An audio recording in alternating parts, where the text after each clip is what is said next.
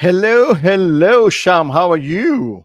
I'm fine. Ashok, how are you? I You am in good. Singapore, I'm in Kuala Lumpur. So Yeah, I how's that noticed the going? background again, right? You keep traveling all the time. Yeah, yeah. And Very I'm good going to for be you. traveling a little bit more as well. This next 3 months is a bit crazy, even for me.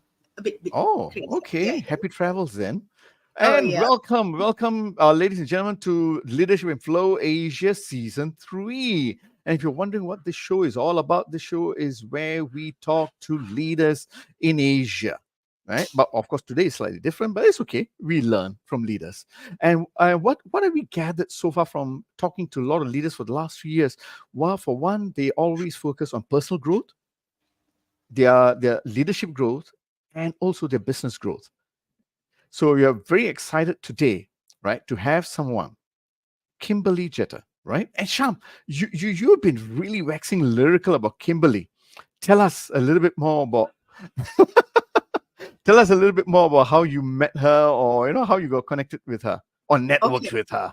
Yeah, yeah. It is a network. So that story is going to be a story of networks, actually. Um, so you may know that I belong to a network called the Think on Your Feet network. All right, Mhm. and part of that network, or rather, that network then or not belongs lah, but is related to another network called the End-to-End network. Okay, and both of these are helmed by a gentleman called Peter Everett. And Peter, I knocked on Peter's door when I was thinking about the ATD in New Orleans this year. And you know Hmm. how I was raving about the New Orleans ATD, right? So, anyway, here we go. We are in a conversation, and I said, I need to talk to somebody. Who do I talk to? Shot off an email, got into a conversation with Pete, and Pete said, "You need to speak to Kimberly. I'm going to Nice. put it out there." And no, actually, he put it out there in an email to the network, and Kimberly responded and said, "I'm willing." She put up her hand to say, I'm willing to have a chat with the ladies who are thinking of going to ATD and help them in any way she could. So we got Nice. onto a call, we meaning me and Roshini, got on a call with Kimberly, and what blew us away was how spontaneous, how generous, how curious she was about who we were, our business, what was our intention with being in ATD, and she was really, really generous with a lot of advice. So because of her advice and her counsel, we shifted from just going into ATD to attend as observers to full on participation. And I think it was the best decision we made.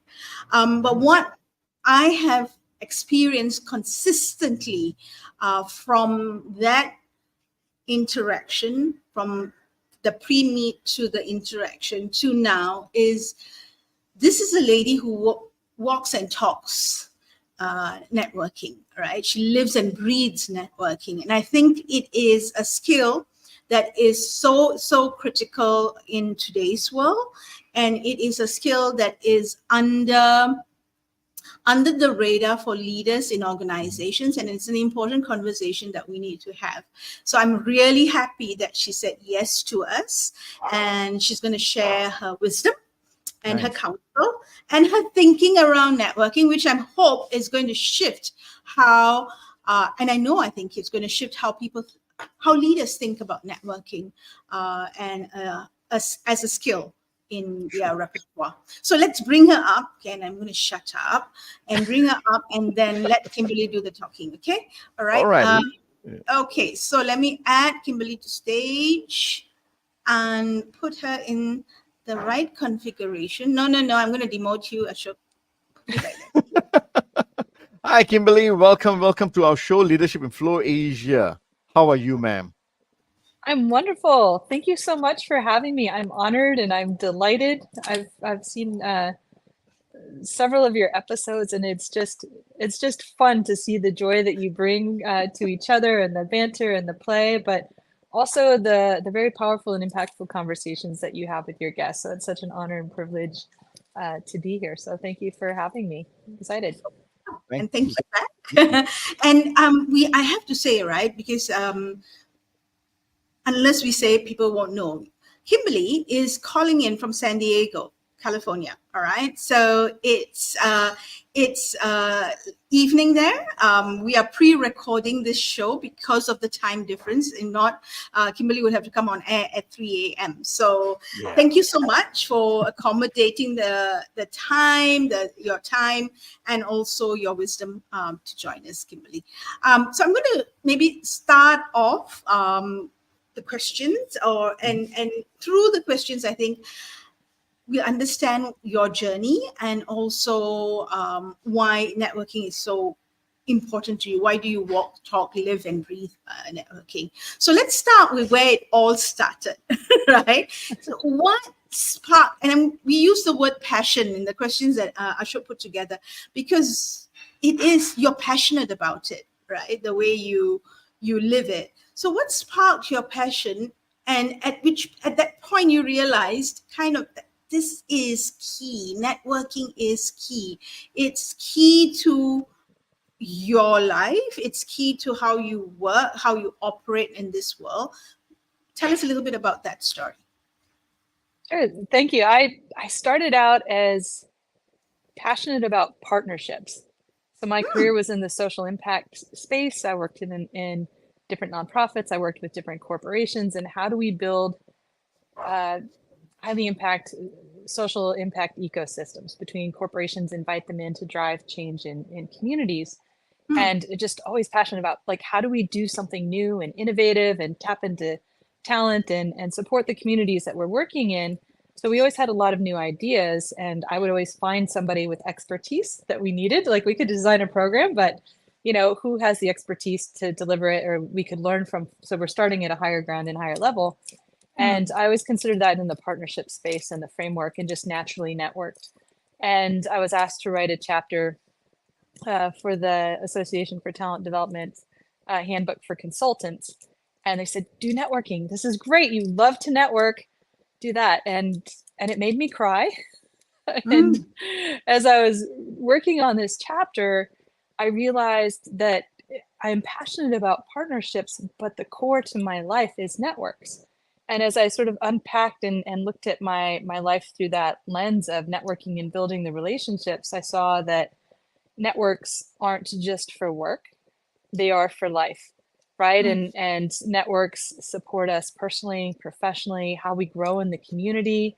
And it's all the relationships that we develop throughout our life that give us the support to succeed. And it was an amazing journey to think about the power of networks, and also how networks change from, when I first started my career, I had no idea there were careers like this that I'm doing, or I don't know if you started out imagining this is what you would do, but it's a lot of that exposure when you're young. And then when I got older, it was, how do I find a doctor for my child? How do I do this? How do I build on trusted relationships and find it to help me succeed? And then as I got to my age, it was more about giving back, and how do I give back and, elevate, celebrate, and raise talent, and offer advice in my community, started volunteering on boards, and then had other conversations with people when I started talking about the power of networks in these relationships, personally, professionally, and in the community, where other people said, oh, yes, it's really important when you retire,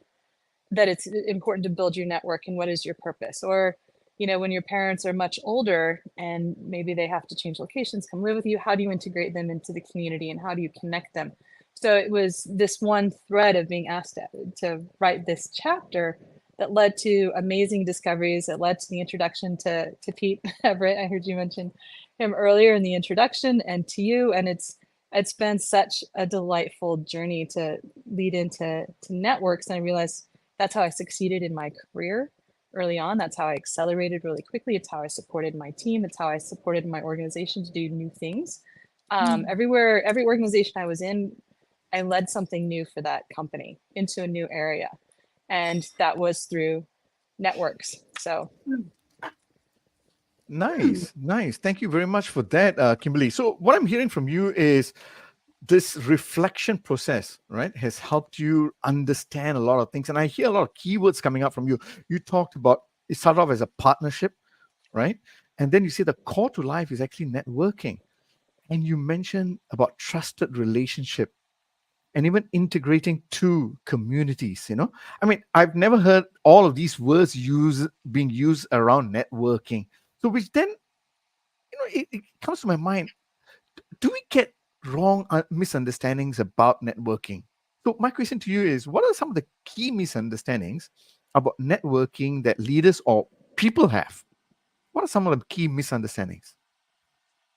It's a great question, and sort of through this discovery process, one, I'll admit I'm a nauseous networker. So going into big places, like, a lot of misunderstandings are, you network at events. You go to these big meetings, maybe it's a BNI event, maybe it's a conference, maybe it's a after work happy hour where you may not know so many people. And sometimes if you're introverted or shy or new in an organization or new in a community, it's hard. It's hard to get over that hump. So sometimes it's the concept of where you network is one of the misunderstandings. How you network, that networks are more transactional. So lots of people say, before you go to that conference, before you go to that event, know your pitch. What are you going to pitch to somebody? And you're going to talk all about you. Really, when networking is all about the other person, right? How do you show up with curiosity and generosity and gratitude and lean into their ideas and their expertise and their brilliance, right? So it's where we network, it's how we network, and it's how we engage with people. And then a lot of us have this understanding that our networks are purely professional when Hmm. they truly are for life. Like, I have so many friends, and over my 25 plus years of working, that started out as colleagues that are best friends. Their kids call me aunt. And my kids call them, aunt or Hmm. uncle, and things like that. So it's the relationships shift over time as you build up that trust, as you build up that longevity. So kind of getting past that, we talked about this as shifting from transactional to transformational Hmm. networks. It's shifting that mindset and realizing the relationships that you have, or that best friend, your childhood friend from school, right? Now that they've grown through their own careers and through their own life, they have their own networks with executives you can reach out to, their own expertise and things to share. When you're talking about life, you can bring a problem from work that you might not want to talk about, like with professional colleagues, that they give you brilliant insight for, right? But they started out as a childhood friend, right? You don't think, a lot of people don't think of that as their core network. People think of it as that higher level person, that bigger opportunity. So I think it's shifting some of those mindsets a little bit.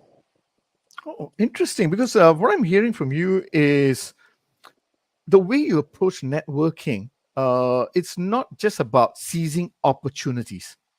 Because, like what you mentioned earlier, a lot of people say before you go into networking, get your pitch ready. So that's very opportunistic in that way. But what you talked about is about being curious about the person, meet the person where they are, and be generous, be grateful. Can you expand a bit on that? What do you mean? How do you have that mindset itself? I mean, what do you look for when you meet up with people? I'm just amazed by people. Like, I had a Ah, delightful conversation with Sharmini and Rosh, and it was just fun, like, to hear their perspectives. What are the problems that they get excited about, right? What are they doing in their space, and to see people light up. So just being curious and showing up to honor the other person and their expertise, and you listen and you get to learn so much, right? And as you listen and listen deeply and engage them in conversations and learn more about how they approach work, how they approach life, what their unique brilliance is, you get to start to see connections, right? How might you solve problems together? How might you innovate? You can get inspiration from these people. And you can also get a lot of support and strength from someone. I've had so many amazing conversations in the past year of when I was experiencing something rough on a personal level that was impacting the way that I showed up that day with people that I had just met, that held space, were vulnerable with me, were very authentic with me, and it emerged from one conversation that was just an introduction to a Mhm. friendship by the end of the hour, right? So it's those types of things when you start with being curious about the other person, when you start then after you've listened being generous. I have an idea, here's some ideas and strategies that you might like to try when you're at the Association for Talent Development thing that might help you or your business, or here's a connection that might help you with this problem you're solving. I can't help you, but this person might. They might provide you with a great opportunity or a great solution. But I just think based on the energy you guys have, you'd have a brilliant conversation, right? So how do you show up with generosity and then gratitude and celebration, right? And grateful for their time, what they're sharing, their expertise, and then celebrating the milestones that they've achieved and their life. Are, a lot of times when we think about networking, if you're focused on the ask, you don't have the opportunity to give as much. And when you're networking with somebody who's been in transition, sometimes they're in a rough spot, right? And there is no ask. And you don't want to ask. But if you sit and you listen and you say, tell me about yourself, tell me about your journey. What are you looking for next? What have you done and accomplished? Like, oh my gosh, you're amazing. Like, you are so absolutely incredible. I can't believe you achieved all that. And you get to pull threads with them and celebrate them and honor them and then lift them. So they're excited about the transition versus feeling bad about it, right? So I've talked to so many people that had been in layoffs and things like that. And when you get them excited about their expertise and you get to lend new perspective to what they have accomplished and share some connections, they get excited and they get excited about this new opportunity. And it leads them in new directions. Nice. And you do that just to give, but it all comes back. It all comes back to you because they'll remember you and they'll say, hey, I interviewed at this place, or I got this new job and I thought of you, right? And as they go through, they're thinking about it, and then they send you back ideas, or they ask you, how can I help? Right? So it ends up becoming very much a virtuous cycle that Right. is based on curiosity, generosity, and gratitude. Nice, nice. I know Sham is going to jump in soon, but before that, now I know why Sham has been waxing lyrical about you, because I can feel that sincerity coming out from you. Because the way you explained, and you're so sincere when you talked about being curious, being wowed about where people are in their life, in their journey, and you're always trying to connect back to see how you can solve problems. That's what I heard from you. You're looking for connections. You're looking to how to solve problems and how to find find strength for them or for yourself and support each other. So those are my key takeaways. And you said it doesn't matter, just give, and it does come back. So I'm gonna send you back to Sham. But my question to you is, what if it doesn't come back? It comes back somehow. It doesn't necessarily What have if to it come doesn't? back from that person. It doesn't Okay. matter. Like, Oh, I mean, that okay. if It doesn't matter. if you go in with that mindset of giving and generosity, curiosity, and gratitude, and you get that spark, you get that energy, you get that smile, you still get something. You're lifted the rest of the day. You're lifted into that next conversation. That next networking meeting is less scary. So you're bolder, you're more confident, you're you're willing to take that risk and put yourself out there a little bit further each and every time. And then it just becomes, when you're going to that big event that seems so scary and that you might Nice, dread it, nice, you get to say, that's okay. I already know amazing people. Anybody else that I meet is a bonus. So I'm just going to go and have fun. And if I meet somebody great. So that's what those little conversations do. Even if you don't get something back in that moment, it's still empowering for you to then go and continue the work nice, of building your network. nice, nice. What are you, Sham? When you were talking about the key, taboos or away froms with networking, and how you described it. I'm going to play devil's advocate here, and put it into a kind of a contra perspective. So I could argue that yes, I can see your point of view, Kimberly, because you work outside of a corporate setting. You work in a setting that needs networks. You're not in that space where, you know what, it's just my business and I can survive as a business, I can thrive as a business, or in the work that I do. It by nature of the work that you do, networks are the way it is structured, the way the business is structured, right? So obviously you need to kind of build a networking skill, right? Now, if you take that, now let's cross over to the organization structure. And as much as it's not structured in a silo or structured the way, the leadership pipeline was structured or has been structured, it's a bit more matrix right now and things like that. It's still, there is line of authority, there's line of order. We don't do these things. We cannot put ourselves out there, right? Putting ourselves out there means we are vulnerable. We can't do that, right? Networking in the way you have described it means we're going to be vulnerable. Number one. Number two is we need to spend a lot of time talking to people, right? Number three is we need to give, right? And we have to shift to that. That's difficult. And that's okay because we're not structured like how you are structured. You guys need it. We don't need it. So I'm just kind of putting it out there. What comes to mind, when you hear that? And I'm sure you've heard it quite often. No, and I see that, and I've worked with very large companies. I've worked with Fortune 50 companies, and done projects and worked with them. And the network is important even when you're internal in an organization, whether it's a small business. You need to build your network to build your client base, to recruit your employees, to build your brand in the community. And, as you get bigger in scale, you're in larger size businesses, you want to have your social license to operate.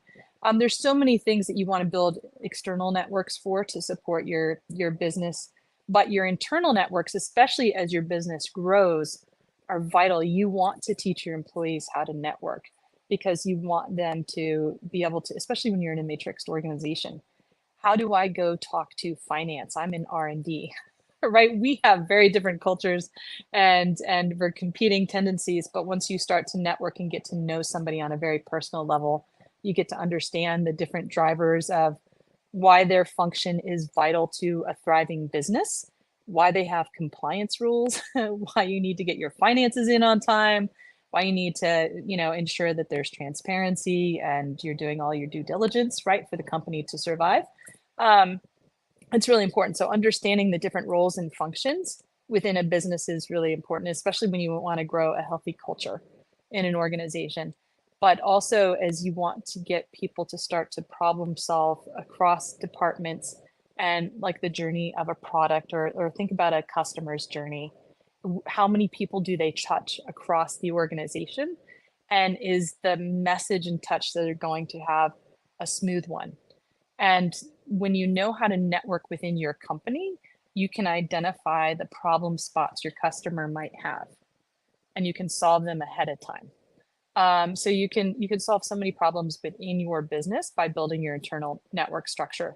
But one of the most important things that you can do is when you're teaching that networking skill and you're encouraging people to meet across departments, build those personal relationships, you get increases in employee engagement, you get higher levels of retention, and you are building depth for your leadership pipeline. So the more exposure people have as they're coming up and understanding the business and how it works from the front line to the C-suite, you are going to have great leaders that understand the business, that can figure out the strategy, that can help solve a product marketing problem or a customer service problem.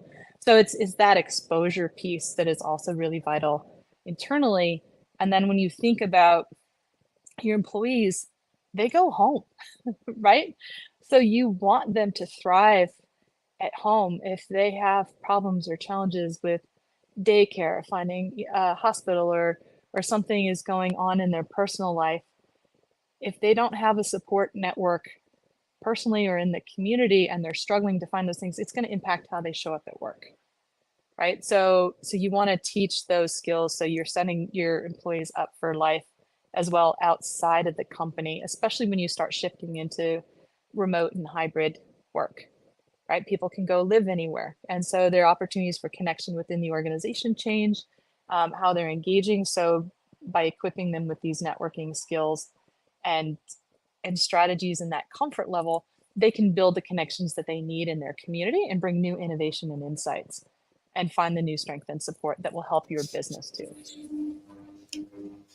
Okay, so what in your answer, what you've done is that you've made networking a different language in inside an organization. So we're in a way doing it because when you create connections, and that's what that's kind of the translation I got when I listened to you. It's building connections not just within the teams but across the teams, across functions, upwards, downwards, sideways, right? And that's something that obviously we need to do that in the workspace, right, in the organization. But you also as you were talking, I connected that with what you said in your article, in your blog article with the ATD, right?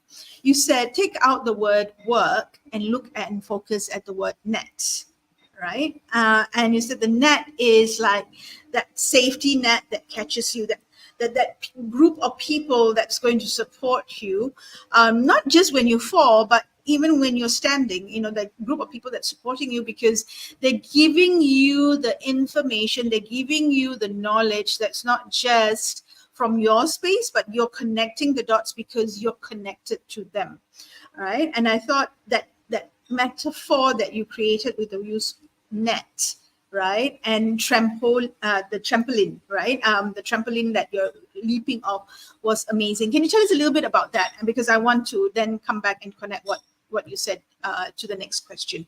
Tell us a little bit about the net, the safety net and the trampoline, and when you created that, what's your thinking around it? What made you get that idea or that metaphor? It was just the fun and the joy in the network, right? And I think of your net, like when you take the work out of network and you think of your net, it's everybody you've ever met that creates light and lift, gives you inspiration, strength, and support. And those are the relationships that you want to be investing in. That they're the ones that encourage you to take that leap, and you can take a big risk, and it's okay because if you don't land where you're supposed to land, that trampoline then turns into that safety net and you catch it and you get bounce. You get the bounce and you might be upside down hitting the net, but there's beauty in the bounce because you see a whole different perspective and you might end up somewhere else that you're supposed to be. Because you took that risk, you tried something new, you stepped out of that comfort zone, you had the confidence to do that because you have the network of support to do that. And then, as you go through those personal struggles, sometimes you get the safety support from your family, right? And that net can shift, right? The net is magic, right? It can be, your weaves can be so tight, it's the trampoline. They can be a little bit bigger to be like that safety net underneath a trapeze, but then they also might feel like a warm sweater or a scarf or something, that gives you that sense of comfort, and it just shifts based on what you need. So that was kind of like the concept behind the net. And when you think of different kinds of nets, right? You can have a small fishing net to catch tadpoles or something with very tight little weaves, but then you can have a big one with bigger gaps. So as you think about your net, you're going to have very tight weaves in some spaces based on who you know. And then you're going to have some bigger spaces. and you get to envision your net and what are the gaps you might want to close, right? Where do you want to build your net in the future? And then how do you build out from there? So it's, being very, very strategic about it. So if you want to do a new career move or shift to a new industry, or maybe you want to try for a CEO slot, or you want to know how to talk to your CEO, you might not have the comfort to have those conversations with you in your organization, but you might know somebody in your network that can introduce you to a CEO. Or maybe you, like, I love LinkedIn. I go to LinkedIn to build my network all the time. So if, especially culturally, if you have, a culture and hierarchy, things that you might feel constrained by and not as comfortable, using a tool like LinkedIn to build your network as well, is also really important, because you can meet CEOs in other places and other spaces and have a conversation, get insights from them, learn, hey, what might be keeping my CEO up at night? So there are lots of different ways that you can think about your net and how it shifts and changes, but also how you change those weaves to make it bigger and kind of expand based on what you need in the moment. Yeah, and also where you're intending to go in the future. I'm going to assume, yeah. Thank you for that. I like the word trampoline, because trampoline brings to mind what our current president of Singapore, President Sharpen, answered when he was asked at a keynote. He was asked a question by BBC, a hard talk, and he said, Singapore is like a trampoline. Okay, we need to be able to flex and bounce and come back. And I think Singapore, as from a big picture macro level, one of the key strengths of Singapore is the network that it builds, right? It's in a way somewhat neutral. It stands for what is justice, but it works on, we're a small nation. We have to work with connecting with the other nations around us, the big players. And so, that's one of the metaphors that our president used when he was at that time Deputy Prime Minister, I think, to answer that question about how we are able to, bounce and be resilient. And that's one of our key success factors. Now, coming to making it a little bit more micro, in this part of the world, if you talk about key success factors, and you've laid it out really nicely about how networking can help you get into those nooks and crannies that you might not be able to because of the current position that you're in.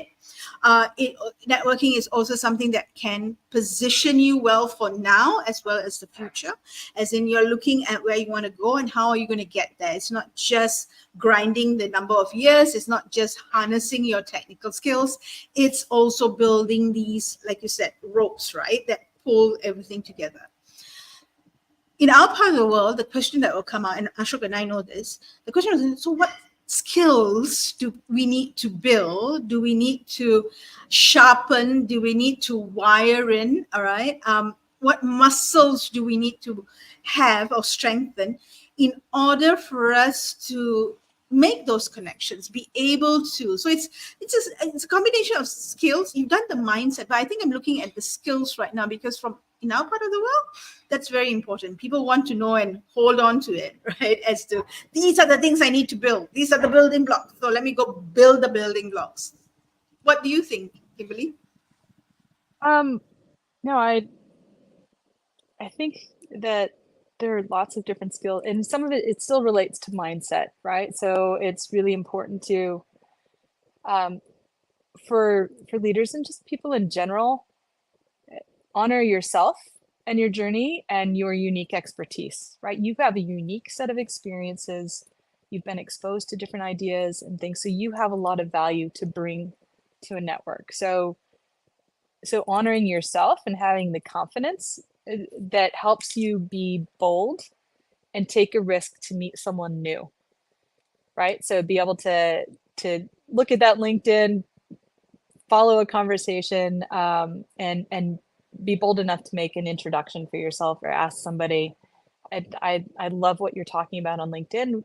Could we have a conversation, right? So part of it is that honoring yourself first to give yourself the confidence to then go look and then make an introduction. So I think part of it is knowing yourself, knowing your strategy of where you would like to go in your business, in your role, and then doing an assessment of how you want to grow, right? So there are things in the networking wheel that I have that talks about focusing on doing an assessment of your network, designing a strategy to your network, then how do you engage people based on your strategy?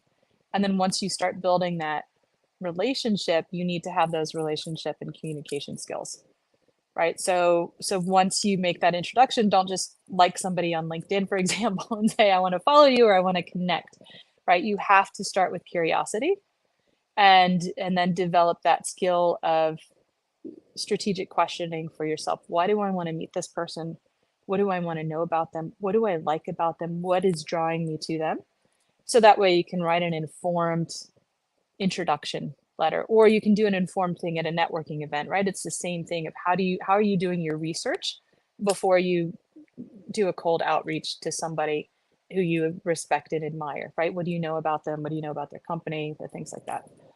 So I think that that's all lends to the curiosity piece of it and the confidence piece of it. And then the rest is cultivation, right? It's those relational skills. How do I communicate? How do I nurture this relationship? I'm going to take notes. I'm going to listen as they're speaking so I can remember. We talked about ATD, and so now I know next year, Sharm, I'm going to say, all right, we're thinking about this event. Would you like to join me? And are you going to go to DC next year? Let me help set you up meetings. But remembering the things that are important to people. So taking really good notes and following up with communication. So what is your outreach strategy to stay in touch with people? So having a good record keeping system and skills to track those relationship things. Based on the conversation, knowing how people, what's important to them, milestone celebration things, so you can continue to nurture your relationship, I think is really important.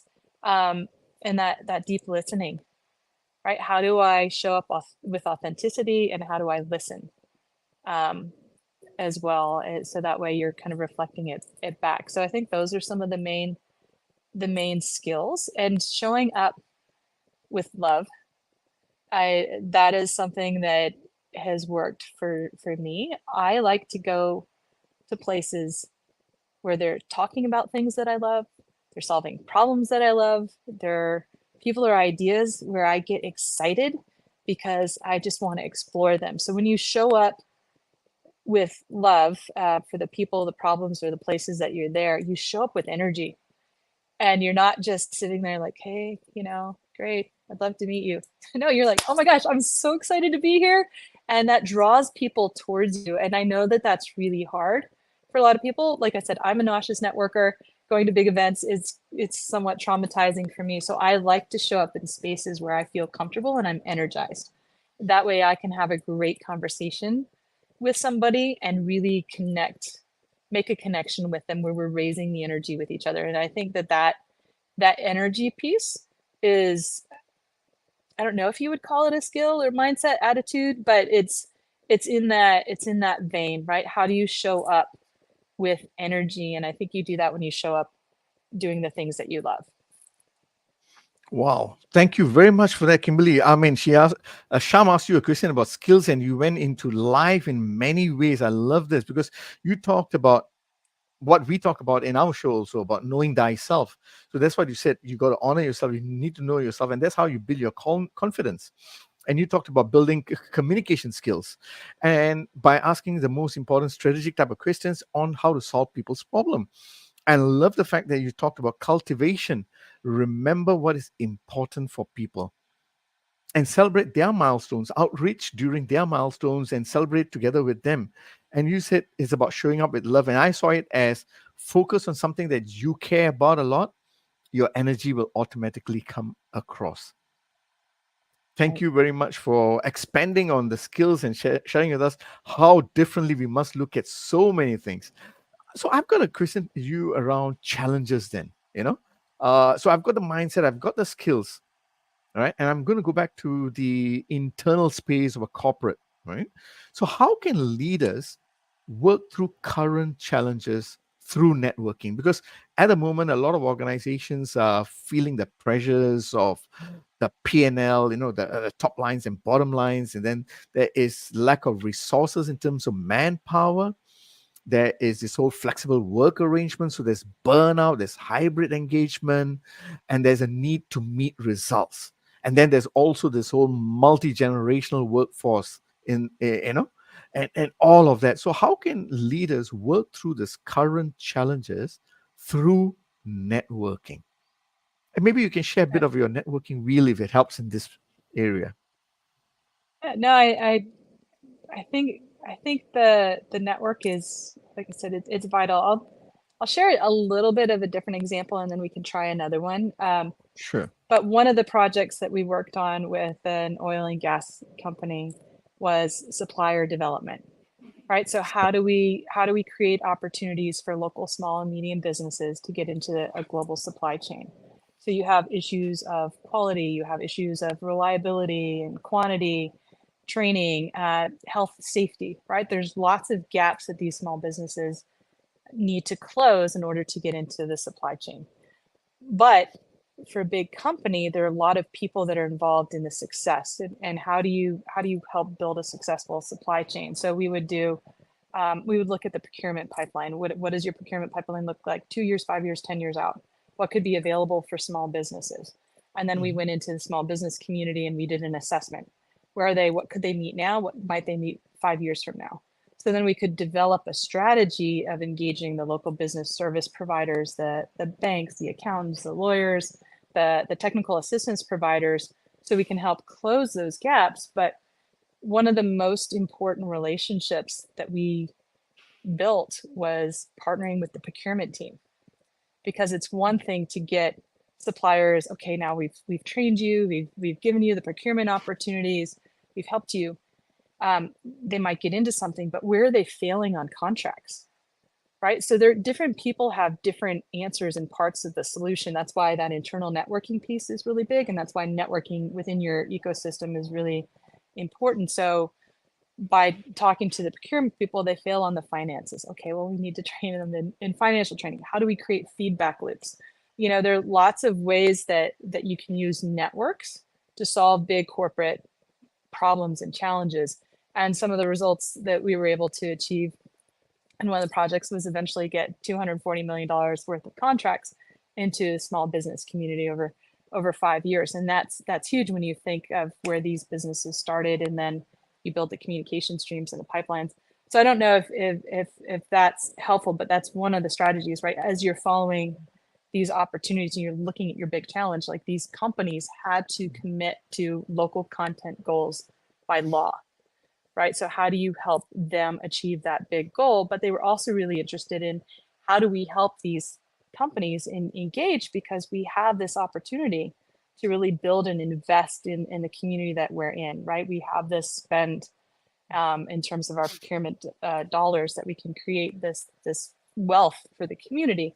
So how do we do that in a strategic way? And a lot of that's where the partnerships came in. But it's the network, right? But it's networking internally and externally to solve those challenges. So really, when you get into your individual role, what are the challenges you're trying to solve?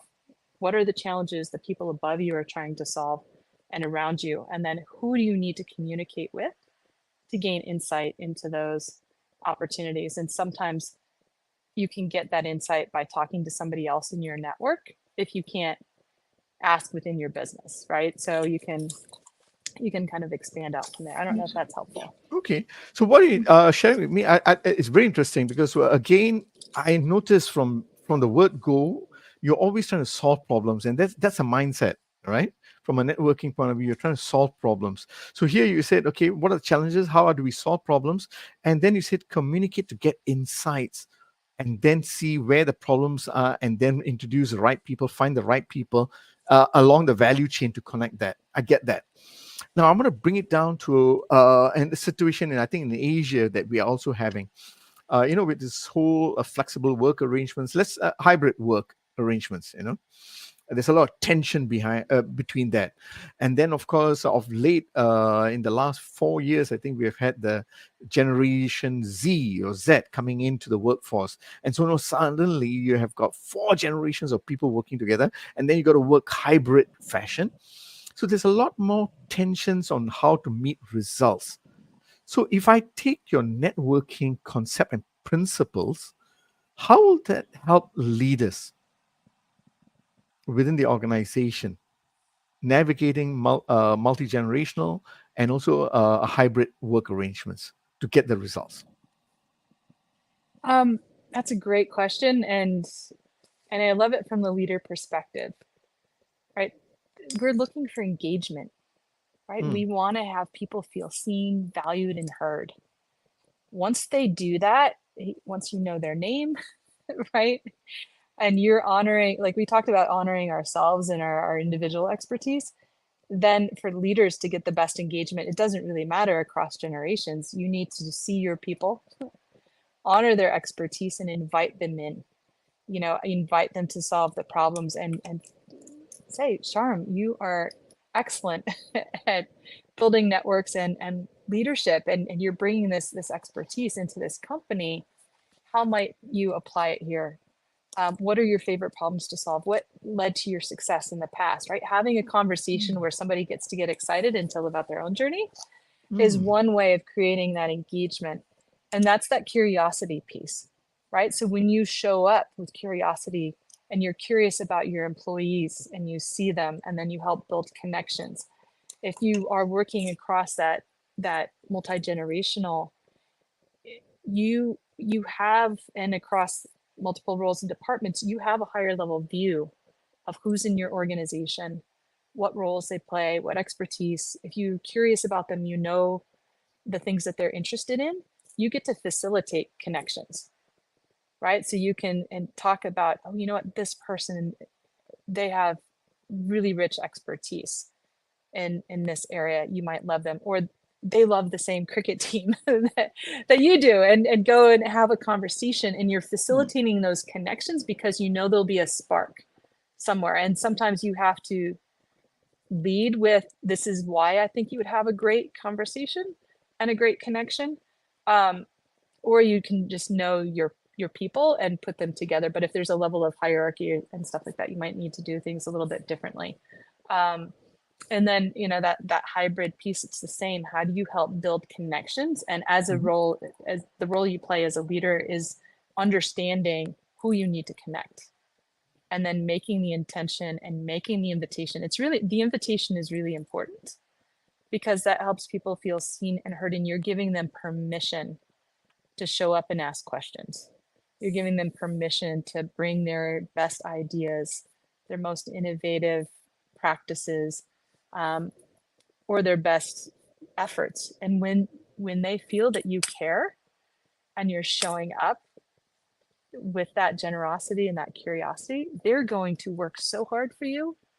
They're going to be excited. And when you create that culture across your team and encourage people to be curious mm. about each other and connect beyond that professional level and show up, whether it's a favorite food, a favorite sport, a language that they learned, something about their family, and you're celebrating ideas and the individuals involved, you are going to have an amazing team that will show up for you again and again. Um, Wow, I love this. Again, you went zoom in and you said, let's talk about engagement and how do we create the engagement. And everything boils back again to honoring yourself and honoring others, and about being very curious to facilitate the right type of conversations that you can have to create the right type of connections too. Thank you very much for that, Kimberly. All right. Yes, Sham, you are gearing to ask. Yes, yes, yes. I'm gearing to ask because I want to connect the dots on a couple of things. Yeah, I want to go back to go back quite a bit into the start where you talked about um, trusted relationships, and you talked about how a network is about trusted relationships. So let's just take that concept of trusted relationships. You also talk about in your blogs, you talk about it's not about the ask, it's about the give. right. right? And it reminds me of Adam Grant's Give and Take, right? How you find that balance, right? You brought about an interesting notion of, in your term, honoring your expression, your experience, which is something I think in Asia we find a bit challenging to do, because we have a term here that says what it is paise. Paise means it's like, a little bit of a shy face. So honoring your experience is something that we need to be used to. And you said be strategic about yourself and the connections that you want, right? Now I want to take all those points, and talk a little bit about the transactional networker. So I want to combine the two, because I think one of the not I think, we know that one of the reasons networking sometimes has an icky sound to it or icky feel to it is because of that transactional networking. When you go into situations where it's about, who do I know? Or that's the person I want to go for. That's the person I'm going to find a way of having the conversation. And it is very, very transactional because I want something from it, right? So keeping in mind the trusted relationships, the ask, not the give, being strategic, honoring your strategic about the connections that you want to make. How do we work with it? So I'm looking at networks in ways that we can both gain. But I have a transactional networker who I find that strategically there is something that we need to work on. How do I play that field? How do I manage that? Not play the field, but manage that field so that there is the ask and the give. There is mutual respect. There's mutual expectations. How can I think about it from that perspective? I think that's a good question. I think it's a hard question. So I'll start with the first concept in terms of when you talk about shy face, right? There's two parts of humility, right? So in terms of being a successful networker, you need to be humble, to be curious, and create space so you can see talent, so you can see the other person, so you can lift the other person, so you can celebrate them, right? So you can create opportunities. So that has to have you let go of some of your ego to be able to create space, especially if you are a leader, right? You have to say, honor your expertise of like, wow, I came on this journey. So you have confidence and all right, I'm confident in what I have to give and how I got here. But now then you've reflected on your journey. How did you get here, and how do I create those opportunities for others, right? So there's the two parts of the humility and honoring your journey, to have that confidence, but also to let go of it at the same time to create the space. So I think that's important. I don't know if that resonates culturally, but that's been my approach. I'm confident to go into any room, any situation, and I know I can just be curious and have a great conversation. I know I've had experience doing a lot of different things with supply chain, finance, strategic IT, leadership development, change management, organizational design, social impact. So I feel comfortable navigating these rooms and positions at places where people hold a lot of power. So I think honoring that confidence, but then when you go in with humility and curiosity. So it's kind of striking that balance. The part with the transactional networker, it's sometimes difficult because if you show up and you show up curious, generous, and grateful and with gratitude, a lot of times that relationship just manages itself, right? And because you're doing this, people are all excited and you're giving them leads, you're giving them great ideas. Then they say, Ashok, thank you so much. Wow, this is great. This is amazing. Thank you for those connections. What can I do for you? And it just changes because they're grateful, they're generous, they've received. So now they want to know how might I serve you? How can I also help you? So sometimes that just transitions itself. And sometimes you're just going to meet somebody, they're all about the sale and they're just going to talk about them. And you just say, okay, this is great. Thank you so much. I appreciate you. I appreciate your time. Follow up with me. And excuse me, I will let you go network with other people. And then you look for that next conversation where you can have an authentic conversation, and move on. So I was at an event recently for an association, and there were like 80 people there. So the host of the event said, okay, everybody, it's your goal to go meet 80 people. And that is never going to be me. That is never my goal. Because in order for you to meet 80 people in 2 hours, you're not having an authentic conversation. So I was sitting next to a woman, and we started chatting, and I was like, hey, I'm here because I thought it would be cool, and I just, I'm not going to meet 80 people. And she's like, I'm not. We spent 2 hours talking and having a conversation about life, about work. I learned so many things about her industry that I never knew anything about before. And she learned things about mine. I'm giving her advice for this nonprofit that she's working on the side outside of her career. And she was giving me places to go visit in San Diego because I'm relatively new. We moved here in COVID.